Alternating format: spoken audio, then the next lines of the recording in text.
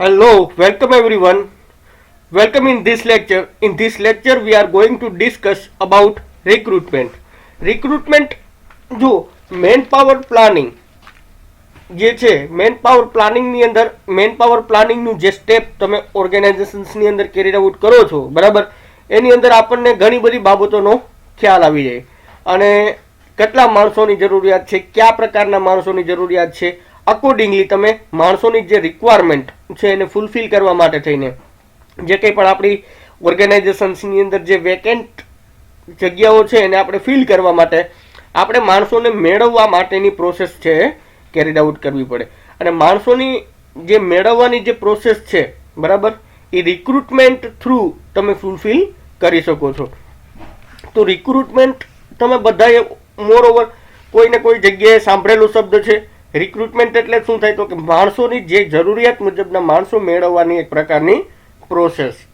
ઓર્ગેનાઇઝેશન્સની અંદર જે કંઈ પણ જગ્યાઓ છે એ જગ્યાઓને ફિલ કરવા માટે તમે એડવર્ટાઇઝમેન્ટ આપો છો. એડવર્ટાઇઝમેન્ટ આપો એટલે નંબર ઓફ એપ્લિકેશન્સ તમને મળે છે બરાબર.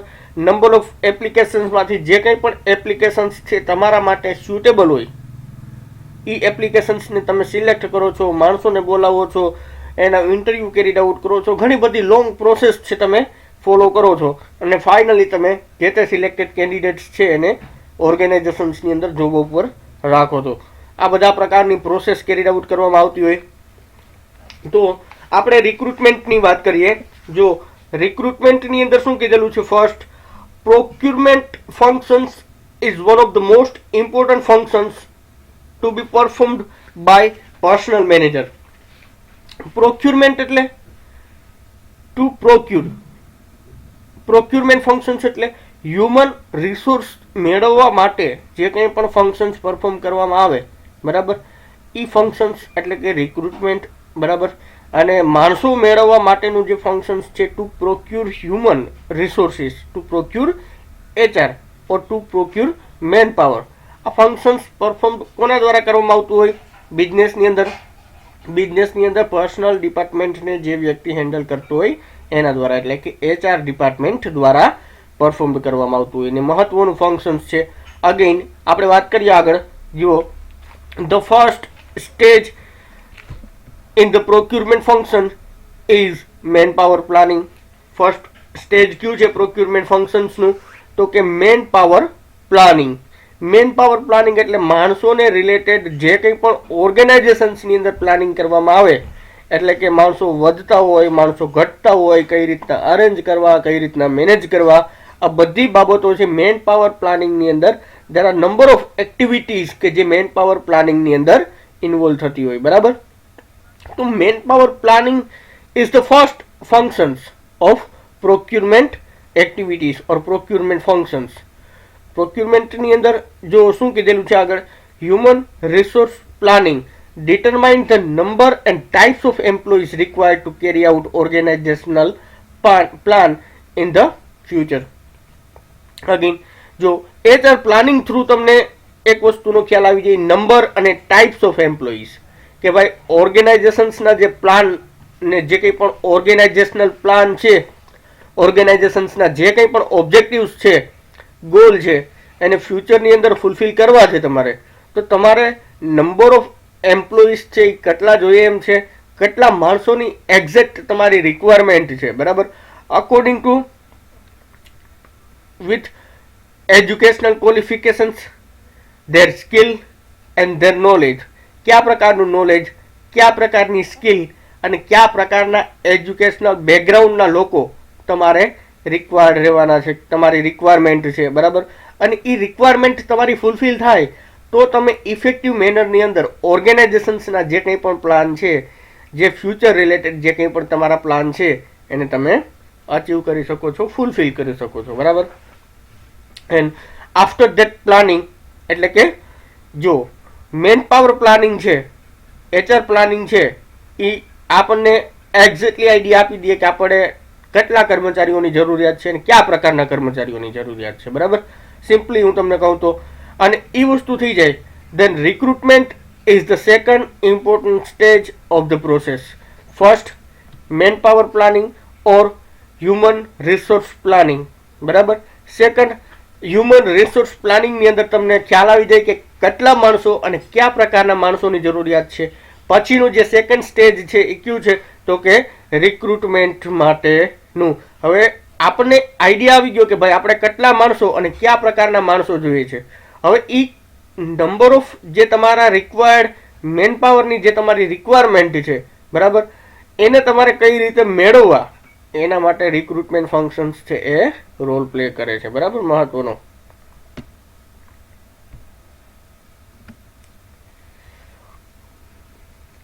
આગળ વાત કરીએ આપણે કોન્સેપ્ટની, તો કે જુઓ, man power planning state the requirement of the employees in terms of number and nature. Man power પ્લાનિંગની આપણે વાત કરી કે મેન પાવર પ્લાનિંગ થ્રુ આપણને ખ્યાલ આવી જાય કે નંબર ઓફ એમ્પ્લોઈઝ છે એની રિક્વાયરમેન્ટ કેટલી છે, અને નેચર, નેચર મીન્સ કયા પ્રકારના કેટલા કર્મચારીઓ તમારે જોઈએ છે. બરાબર, એજ્યુકેશનલ ક્વોલિફિકેશન્સ કર્મચારીઓનું શું હોવું જોઈએ, એની સ્કિલ, કયા પ્રકારના સ્કિલની તમારી રિક્વાયરમેન્ટ છે, કયા પ્રકારના નોલેજવાળા કર્મચારીઓની તમારી રિક્વાયરમેન્ટ છે. આ બધી બાબતોનો આઈડિયા તમને મેન પાવર પ્લાનિંગના જે ક્રાઇટેરિયા તમે કેરીડ આઉટ કરો છો એની અંદર તમને આવી જાય છે. સેકન્ડ સ્ટેજ કયું છે? Then the next step is to find out from where the required employees can be availed and work out the strategy for encouraging and attracting those prospective employees toward the organizations. Then next Q stage છે તો કે રિક્રુટમેન્ટનું. આપણે વાત કરી ને આગળ કે ભાઈ first main power planning and second step is recruitment step. તો રિક્રુટમેન્ટની અંદર શું છે તો કે કઈ રીતના ક્યાંથી આપણે જે કંઈ પણ આપણા રિક્વાયર્ડ મેન પાવર છે, જે કંઈ પણ રિક્વાયર્ડ એમ્પ્લોઈઝ છે એને આપણે મેળવી શકીએ, અને એ એમ્પ્લોઈઝ છે ને આપણે કઈ રીતે એનું એન્કરેજમેન્ટ એને પ્રોવાઈડ કરી શકીએ કે જેથી કરીને એ લોકો પ્રોત્સાહિત થાય, અટ્રેક્ટ થાય કે આપણી કંપનીની અંદર આપણી સાથે એ લોકો જોડાય. બરાબર, પ્રોસ્પેક્ટિવ એમ્પ્લોઈઝ એટલે કેવા એમ્પ્લોઈઝ તો કે પ્રોસ્પેક્ટિવ એમ્પ્લોઈઝ એટલે એવા એમ્પ્લોઈઝ કે હજી સુધી જે તમારા કર્મચારીઓ નથી પણ આગળ જતા સંભવિત કર્મચારીઓ તમારા કહી શકો તમે. બરાબર, કે આગળ તમારી કંપની સાથે જોડાય તો એ તમારા પરમેનન્ટ કર્મચારીઓની અંદર ગણતરીમાં આવી શકે. બરાબર, એવા કર્મચારીઓને પ્રોસ્પેક્ટિવ એમ્પ્લોઈઝ કહેવાય, સંભવિત કર્મચારીઓ. હજી તો આપણી કંપની સાથે જોડાયા નથી એટલે આપણા કર્મચારી ન કહેવાય, પણ ઇન ફ્યુચર તમારી સાથે જોડાઈ ગયા પછી તમારો એક એમ્પ્લોઈઝ થઈ જાય. બરાબર, તો first main power planning, second step કે કઈ રીતે અને ક્યાંથી તમારા રિક્વાયર્ડ એમ્પ્લોઈઝ છે ને તમે મેળવો, અને એના માટેની સ્ટ્રેટેજી બનાવવાની કે કઈ રીતે આપણે લોકોને આપણે ભરતી કરવી, કઈ રીતના આપણે લોકોને એન્કરેજ કરવા, કઈ રીતના લોકોને અટ્રેક્ટ કરવા કે જેથી કરી અને લોકો તમારી સાથે જોડાય. બરાબર, અને ઓર્ગેનાઇઝેશન્સની જે તમારી રિક્વાયરમેન્ટ છે એને તમે ફિલ કરી શકો. આગળ જો ધસ the recruitment is the process of searching the potential candidates for filling organisational vacancies.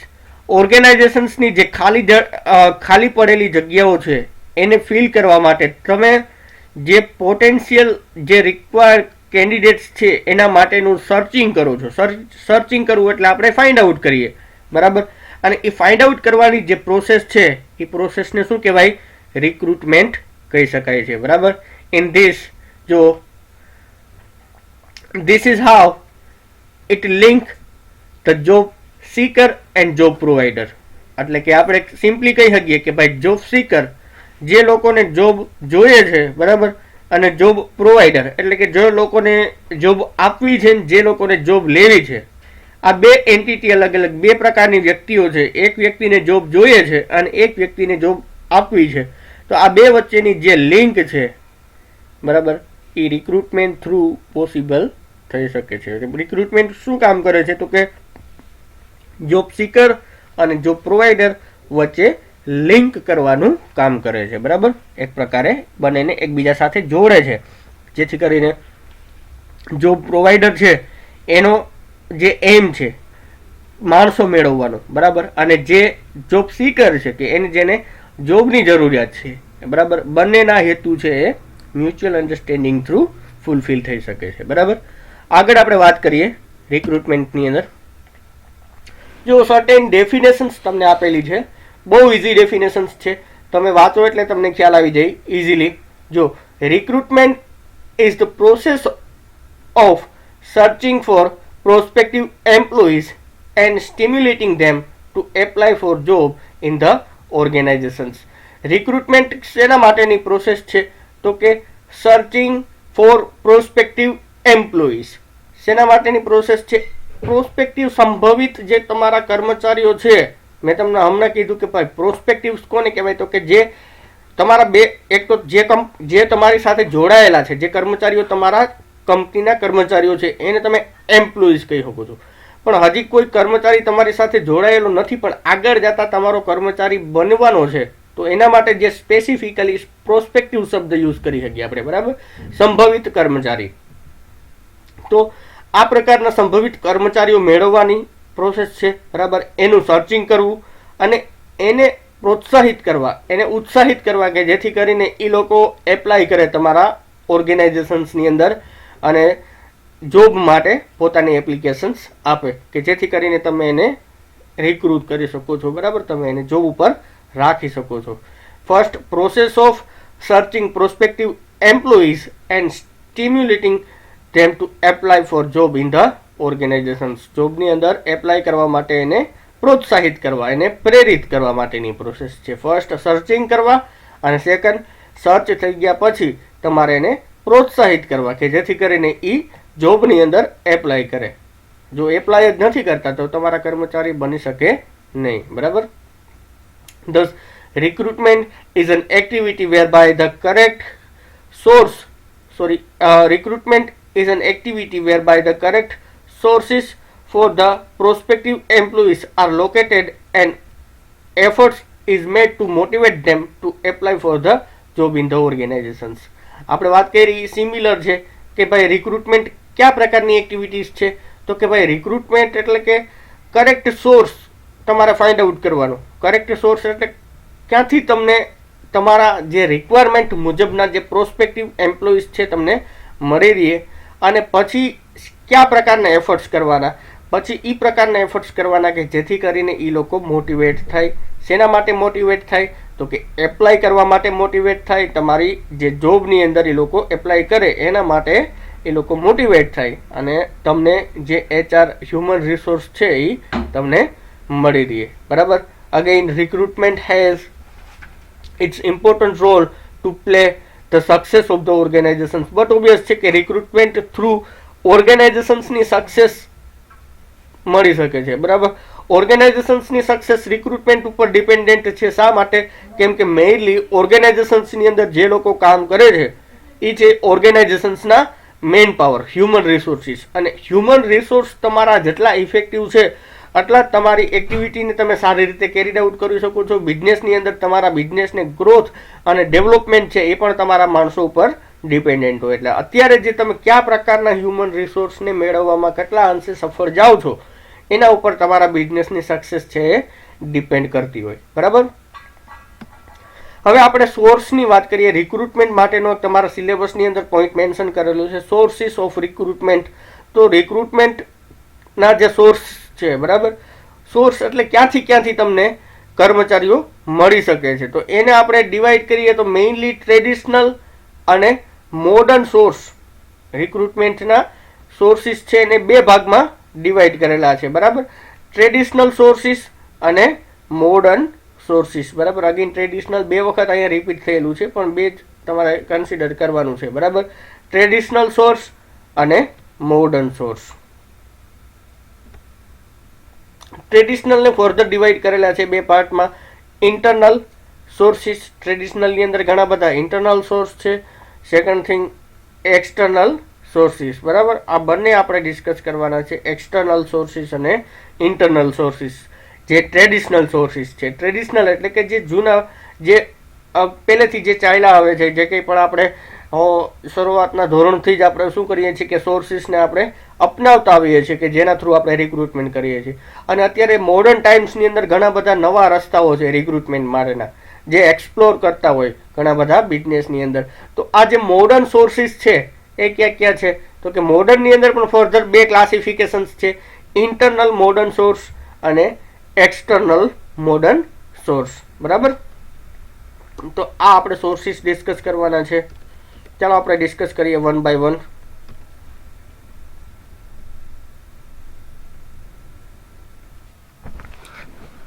As we discussed, sources are divided into basic two categories, traditional and modern. Again, each one is divided into further two categories, that is internal and external. Internal sources જે છે recruitment માટેના, એની અંદર જે first આપેલો છે present permanent employees. જો generally to fill higher level vacancies. higher level vacancies કોને કહેવાય? તો કે જે વેકેન્સી છે જે ટોપ લેવલની વેકેન્સીઝ છે. બરાબર, ટોપ લેવલની એટલે CEO છે, બોર્ડ મેમ્બરની કોઈ વેકેન્સીઝ છે, જનરલ મેનેજર છે, મેનેજરિયલ પોઝિશન્સ છે, આ બધી વેકેન્સીને હાયર લેવલ વેકેન્સીઝ કહેવામાં આવતી હોય છે. બરાબર,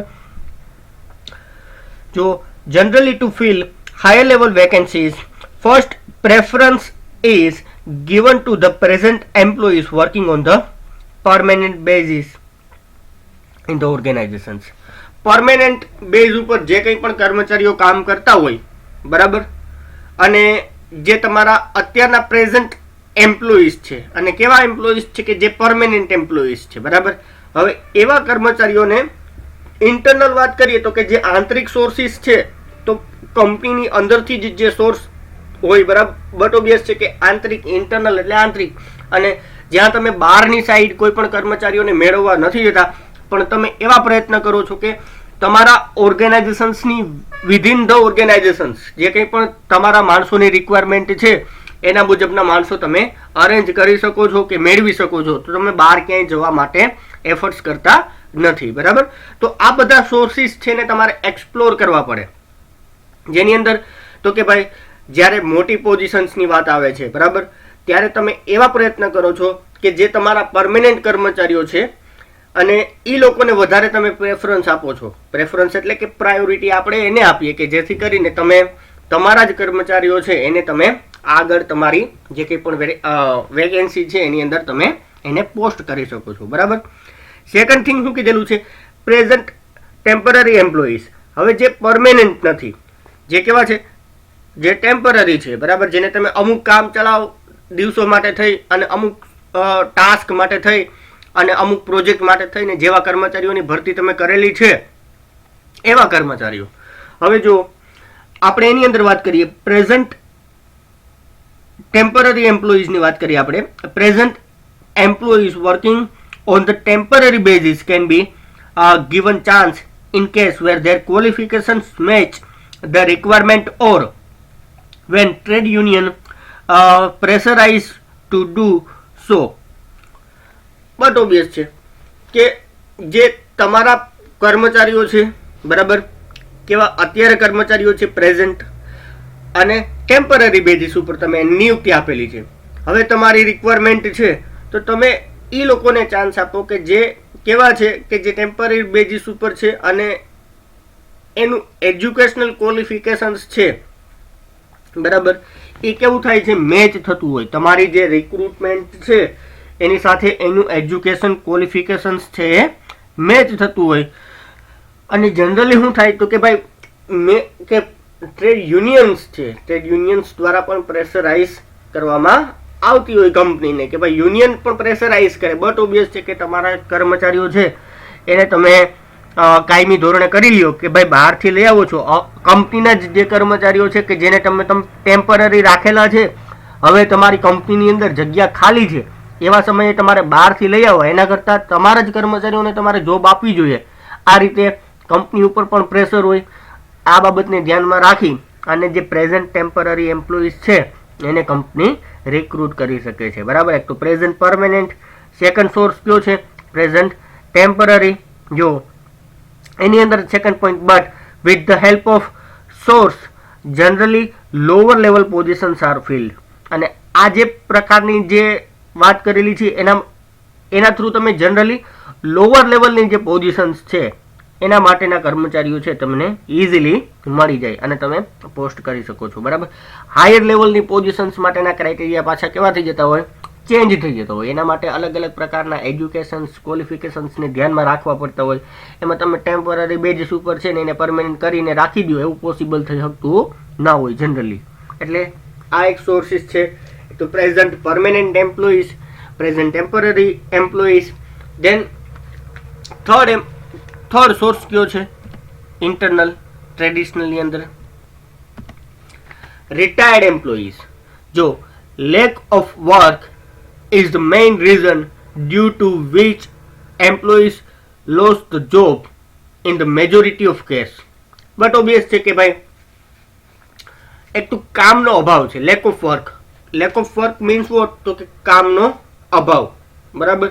અને મોટું કારણ હોય જનરલી કોઈ પણ કંપનીની અંદર જ્યારે કર્મચારીઓ પોતાની જોબ ગુમાવતા હોય તો એનું મેજર કારણ કયું હોય તો કે lack of work. Main reason due to which employees lost the job in the majority of case, બરાબર. આગળ વાત કરીએ આપણે. જો organizations can always reconsider those employees who have already served the organizations in past if their qualifications match the recruitment of the new openings. હવે organisations always એવું prefer કરતી હોય. રિકન્સિડર કરવા એટલે શું થાય તો કે પાછા તમારે એને ધ્યાનમાં લેવા, બરાબર. એવા કર્મચારીઓને કે જેને પાસ્ટની અંદર તમને સેવા આપેલી છે, પાસ્ટની અંદર તમારી સાથે એને કામ કરેલું છે, બરાબર. તો આવા કર્મચારીઓને તમારા કોન્ટેક્ટમાં છે, એ લોકો કોઈને કોઈ કારણોસર કંપનીમાંથી છૂટા થઈ ગયા છે, બરાબર, અથવા તો કંપનીને છોડી દીધેલી છે કંપનીને, અથવા તો કામના અભાવે કંપનીમાંથી નીકળી ગયા છે. તો આ પ્રકારના કર્મચારીઓ છે, એવા કર્મચારીઓને તમારે રિકન્સિડર કરવા જોઈએ કે જે કર્મચારીઓએ તમને પાસ્ટની અંદર સર્વિસ આપેલી છે.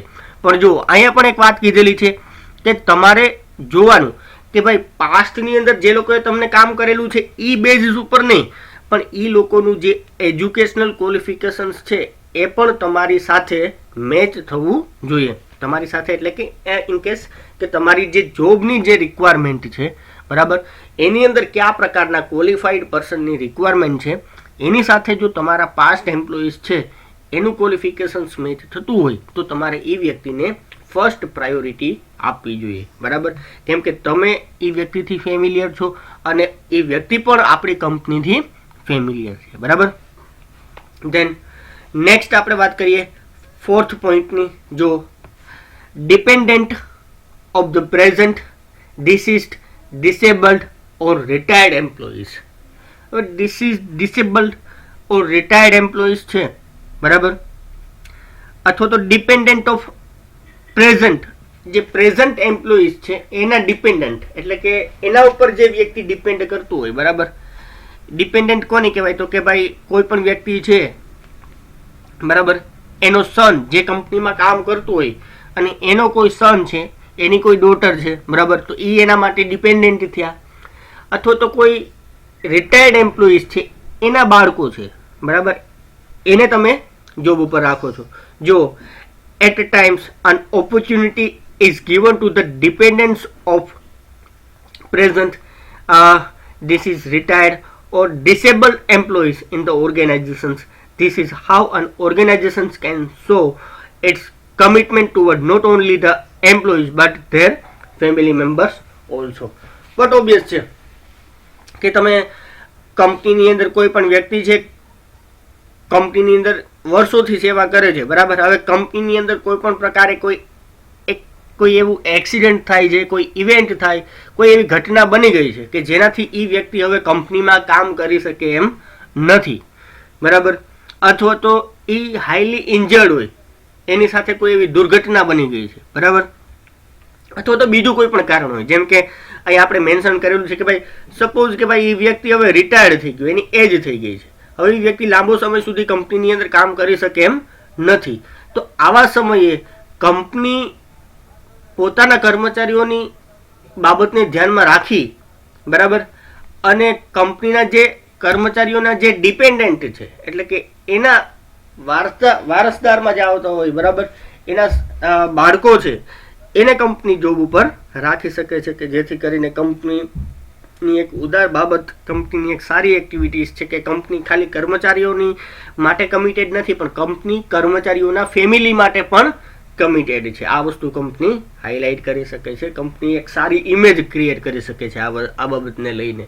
આ બાબત થ્રુ કંપનીની માર્કેટની અંદર વેલ્યુએશન્સની અંદર વધારાના સારા ગુણો છે, એની અંદર કંપનીની વેલ્યુ ઇન્ક્રીઝ થાય. બરાબર. તો આ બધા સોર્સિસ છે કે જે ટ્રેડિશનલ સોર્સિસ છે અને કેવા છે તો કે ઇન્ટરનલ સોર્સિસ છે. બરાબર. ક્યાં ક્યાં છે? ફર્સ્ટ જો આપણે વાત કરી dependent of present, again deceased or disabled or retired employees. Present employees છે અથવા તો જે કંઈ પણ પ્રેઝન્ટ એમ્પ્લોઈઝનો જે ડિપેન્ડન્ટ છે અથવા તો કોઈ પણ દુર્ઘટના બનેલા હોય, ડિસેબલ્ડ હોય કે રિટાયર્ડ કર્મચારી છે, એનો કોઈ પણ વ્યક્તિ છે, એનો સન કે એની ડોટર, તો એને આપણે કંપનીના કામ ઉપર રાખી શકીએ છીએ. રિટાયર્ડ એમ્પ્લોઈઝ છે અથવા તો કોઈ પણ રીતે કંપનીના કોઈ પણ કારણોસર જે વ્યક્તિ કંપનીની સેવા આપી ચૂકેલો છે અને જે કંપનીની સાથે અત્યારે કનેક્ટેડ નથી, એવા વ્યક્તિને તમે પાછું રિકન્સર્ન કરી શકો છો. બરાબર.